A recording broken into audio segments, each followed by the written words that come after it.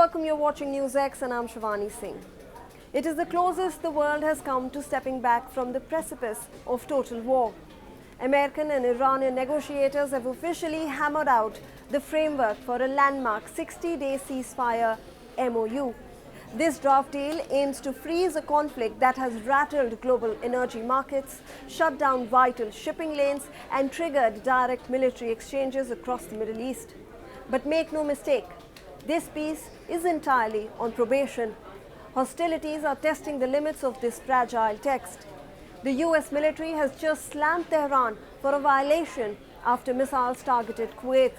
Furthermore, the entire apparatus hinges on a single, unpredictable variable: the final sign-off of US President Donald Trump. While the White House touts the makings of a deal, the details buried within this MOU reveal a high-stakes geopolitical transaction. Let's decode exactly what is on the table.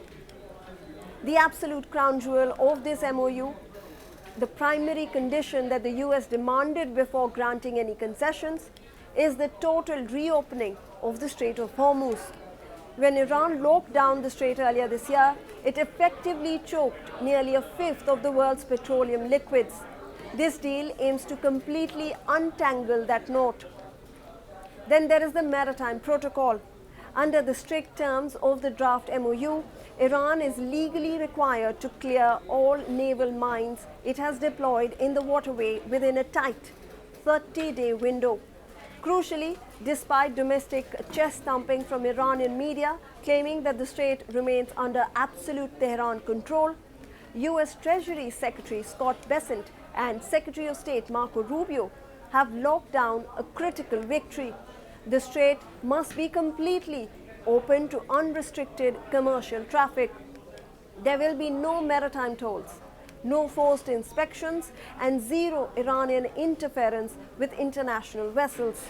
So what does Tehran get in exchange for giving up its leverage over global energy?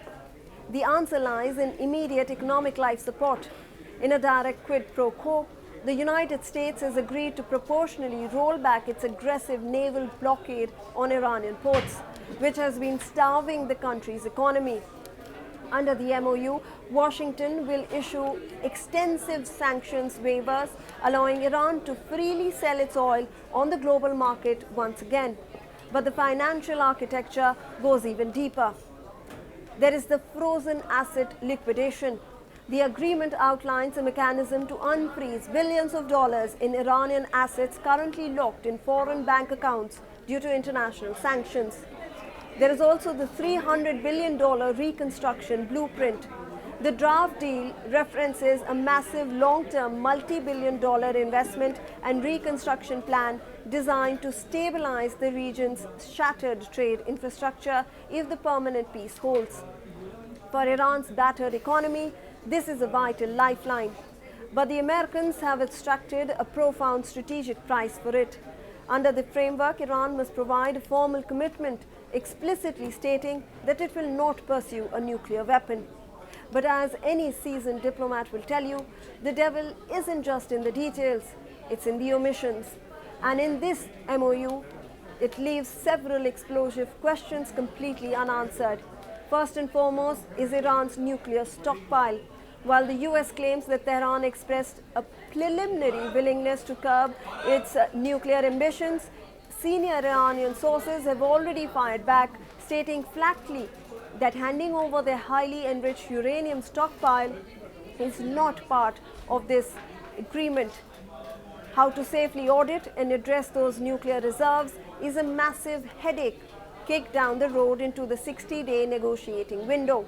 Furthermore, the MOU remains deafeningly silent on Iran's ballistic missile program and its continued funding of regional proxy networks. Ultimately, this is a transaction, not a transformation. Trump's administration is betting that an open Strait of Hormuz and a temporary freeze on hostilities are worth giving Iran its oil revenues back. Tehran is betting that economic survival will buy them time. The framework is set, the parameters are clear, and the 60-day clock is ready to click. But until US President Donald Trump puts his signature on the dotted line, the Middle East remains just one stray missile away from a total inferno. That's it on this segment. Keep watching Newsx for more news.